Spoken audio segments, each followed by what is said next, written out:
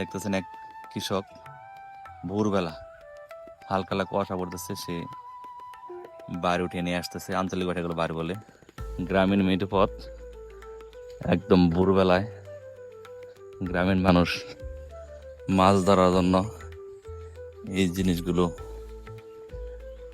ধান ক্ষেতের, আমরা যে আইল বলি, আইলের ফাঁকে ফাঁকে রেখে আসে রাত্রেবেলা।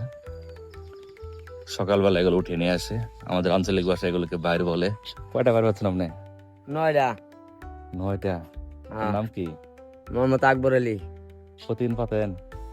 মাঝে মাঝে বৃষ্টি হইলে পাতলা মাছ বাজে, আর এমনি পাতি না। ওটা কি মানে আপনার খাওয়ার জন্য মাছ হয়? হ্যাঁ হয়, বেশি উচাই দিলে। ও, সকালবেলা মাছ উঠায় বিক্রিও করেন? হ্যাঁ। খুবই সুন্দর গ্রামীণ দৃশ্য। উনি নিজের, নাকি এগুলো কিনে আনছেন না নিজে বানাইছেন? নিজে বানাইছি। বাহ, চমৎকার। উনি নিজে এগুলো বানিয়েছেন এবং মাছ ধরার জন্য রাতে ক্ষেতের আলে রেখে আসেন এবং সকালবেলা উঠে নিয়ে আসেন।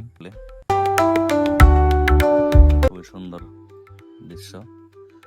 শুধু গ্রামে এগুলো দেখা যায়, শহরে এগুলো চিন্তা করা যায় না।